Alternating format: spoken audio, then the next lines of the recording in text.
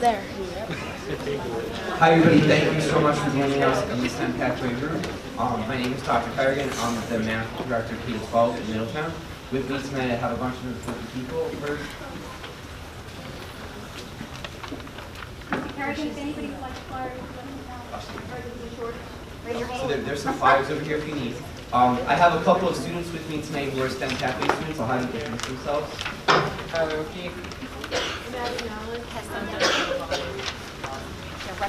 We thought it would be important to go over the program layout, but also hear from the students about their experiences in the pathway. So just to give you an overview of the STEM pathway, I want you to take a look at these lists of CNBC's best jobs. I put up 3 years worth of careers, and I just updated it for 2019.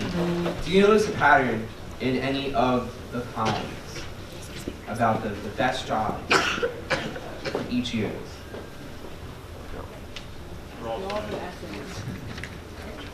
You see a lot of science. Anybody else see anything interesting? Do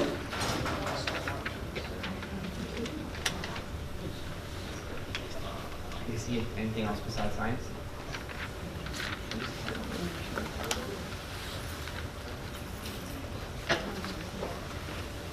Technology, good.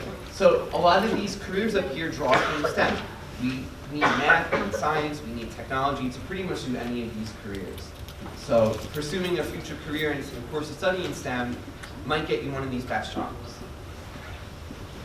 For the STEM pathway, just to clarify what the overall structure of it is like, students will follow a clearly defined course of study in the course selection guide. So they'll take a certain number of math courses, a certain number of science courses. Their electives will be of their own choosing, but they'll be focused in math, science, technology, and engineering areas, which the students will talk to you about more in a little bit. It's a very collaborative process with teachers, with guidance counselors, with administrators, and with also upperclassmen to show students what it's like to study STEM. Students will be exposed to a variety of guest speakers. We usually do about one per month. We have the speaker come to High School North and come to High School South during the open lunch period so that students can have access to different careers and possibilities in STEM. One of my favorite stories is I had a student a couple years ago who was very fascinated by a speaker we had from Google, and the student who was a junior at the time asked for his card. And fast forward now, the student is a senior in college and he did an internship at Google. So that was just a nice little way to connect our students to the larger community. And then we also offer some field trips and evening programs for STEM. So we do trips to makerspaces, ITV studios, things like that. Here's just a sample of what a course sequence might look like. When you choose to be involved in the STEM pathway, you will still do the typical high school schedule. You will have social studies, you'll have English, you'll have gym, you'll have all of those things.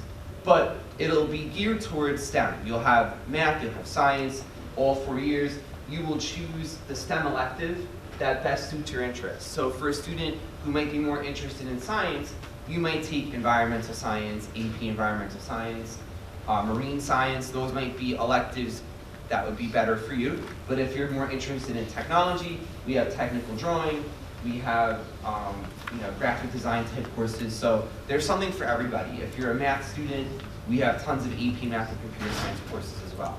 So the sky is the limit, but think of it as an organizational structure. We're trying to take students' schedules and give them a structure for what they could study so that it's geared more towards STEM. But they're still taking what they need to graduate. They'll still get all of their credits and all the appropriate courses.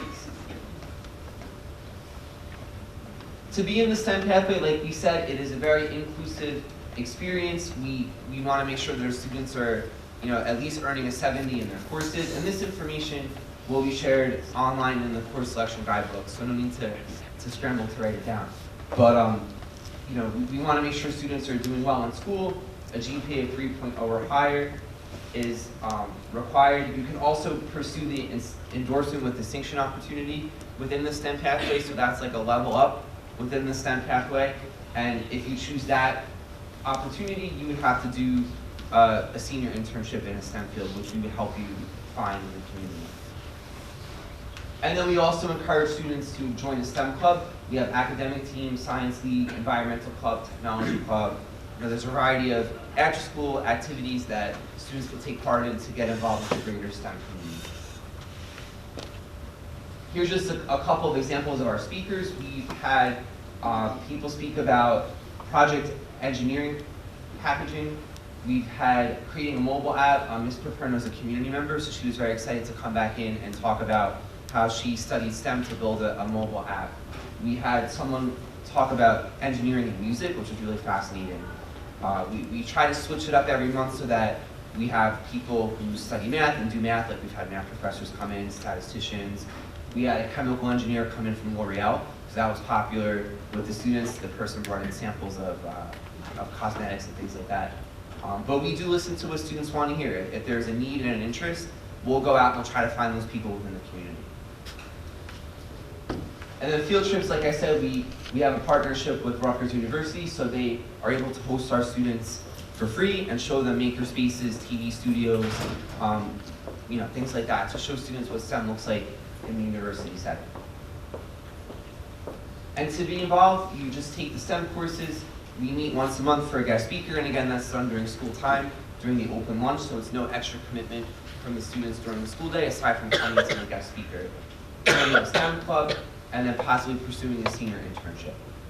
So now I'd like to turn it over to the students, if you want to talk about your experiences real quick. Yeah, so my freshman year, just from all the different presentations, I could definitely tell that I liked science classes more. So I took Intro to Med Lab, like AP Chem, Nutrition, and then AP Bio and Anatomy. And my junior year, there was something offered through the STEM pathway. It was a mini medical school at Monmouth University that I did, and they had different seminars there of different doctors and physician's assistants, which I realized that's what I wanted to do. Personally, I'm a freshman. I took Architectural Spatial Design and Technical Drawing. I'm actually really enjoying the class. We get to use SketchUp and other tools that will help us build houses if we want to go into the field. But you may have saw the requirements, and you may think that they're a little harsh. Honestly, if you just do your homework and you get good grades on your test, you don't even need to worry about them. Because you can just get 88s, 90s, above. No matter the student, you'll still manage to get over a 3.0 GPA. And it's not that hard to join a club because most of the clubs are fun. So if you're worried about all the requirements, you shouldn't be, and just enjoy the pathway. I'm a sophomore here at North. I knew that the STEM pathway was for me. I'm really interested in the science and mathematics and all that kind of stuff. People have always told me I'd be an engineer. I'm right now in AP Computer Science Principles, and I'm really liking it. It's good teacher. It's a good way to learn coding. They mentioned field trips. We just recently went on a field trip to Rutgers Makerspace Lab. There they showed us the woodworking stuff, laser printers, 3D printers, all this kind of stuff with Makerspace. Kids get to learn how to work and be creative with. And we also went over to a movie studio and learned all about making a movie. It'll be interesting. My name's Abby. I'm a senior at South, and throughout STEM, I've been in the STEM pathway for 4 years, and I've gotten to take so many science, technology, engineering, and math classes. Following the curriculum, I also took AP Calculus, and now I'm in AP Stat. So it's super fun to learn new things about math, because sometimes it shocks you how much of math that there is. It's insane. There's so many levels of math, and there's calculus 2, and then there's physics 2. Everything just keeps building, and it's so fun to see Legos in math. That's really fun. And also the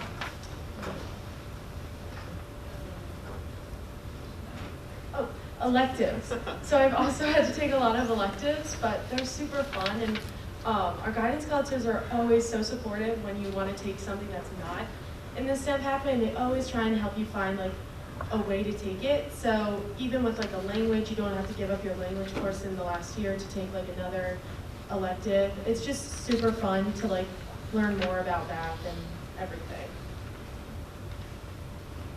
Can we give our students a hand?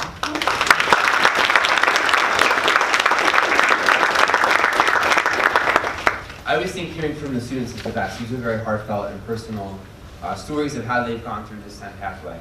I just want to reinforce again, you don't have to sign up for any pathway. Right now, this is just an exposure session, but we do encourage you to consider it at least because it helps the students target their coursework more than anything. When I went to high school, you know, we had to take X number of years of this, X number of years of that, but then electives, it was like, well, pick whatever you want. So this sort of tailors that process. Like, you should take, you know, you should look at within these electives to find your passion. And like they mentioned, you take one course and you realize, oh, I think I kind of like this. So the next year, the counselor helps students pick the next course that would best align with their interests. And if I could share one more story about the STEM pathway that I think is interesting. A couple years ago here at High School North, I had a student who was obsessed with marine science, and he ended up doing his senior internship on Sandy Hook. He went out during the fourth quarter on Fridays after the courses were over, after AP exams were over, and he got to work with a scientist on Sandy Hook. They went out and collected a specimen, looked at it under the microscope a little bit. So as the internship was wrapping up, he was talking to his site mentor, and through the conversation, the student said, yeah, I'm going to North Carolina, and the person said, oh, I have a colleague who teaches at UNC. So they were able to forge a connection at UNC, so the student now is studying over there under this person. So it's just amazing the connections that can come out of this, and we really want our students to be able to find those connections and explore their passions and help guide them towards success. Does anybody have any questions? Yes. One question. So the STEM electives, if you take a traditional path, you can still pick the STEM electives? That's a great question. So if you decide not to go with any pathway, then you just can choose whatever you want. Like, there's no limitations. You just wouldn't have like a structure and a focus. Right, okay. But it's open to everybody? Yes, all courses are open to everybody. This, just think of more as like a structure, I would say. Yes? When I saw the schedule, I didn't see like any like languages. Do you have to do languages? Yes, that is a graduation requirement. I hope that's up there. World language, so you can take your first 2 years as a freshman or sophomore, so you can take level 1, level 2, or if you're coming in at a higher level, you know, that's certainly fine too. If you decide that you like world language a lot, like I took Italian all 4 years of high school. I love math, but I love Italian second, so I would have taken all the way up to AP Italian, and that's something you could do too through a pathway. Yes? For classes that are competitive to get into, popular classes, do the kids from STEM get any kind of priority to get into the STEM-related or popular classes? Yeah, we try to enroll as many students as we can. Like, we wouldn't want to not give a student an opportunity to get into a class. So like AP, you know, we would run as many as we need to accommodate all students. Yes? Can you file an application for more than one academy? That's difficult. I don't think it's physically possible to be in like a STEM pathway and a GLP3 pathway because the course requirements are slightly different. So we usually recommend students stick with one pathway. We've also had students start in one and then realize this isn't really quite for me, so then they'll switch to a different one sophomore year and they would be able to finish out all the requirements. Okay, well, I mean, it's at the same time because it's multiple applications. So can you file to all three and get into all three and then decide? Well, when it comes to a pathway, as long as you fill out the application you're in, like you don't have to write an essay or anything like that. So, I mean, we would let them explore freshman year and kind of see what works best for them. Because really, a lot of the freshman schedules are pretty much predefined. All students coming in are going to take, you know, biology or Algebra 1 of some sort or Algebra 2 honors. They're going to take world literature. They're going to take world history. They only really have room for one elective of their choice. So, you know, that year can be used to see like what kind of speakers they're most interested in, and then they can make a decision after that. Yes? Do the students have to decide freshman year if they want to go in the STEM pathway, or is that something they can They could choose to go in sophomore year, absolutely. It's a little easier with the freshmen though because we schedule them with the open lunch. All of our students go to advisory rooms. If you're not in a pathway, you're grouped alphabetically, but if you are in a pathway, all of those students are together in one room. So we have the STEM pathway advisor is the person who has the duty in that room. So that's the time where they meet together and they can have the guest speakers come in. Any other questions?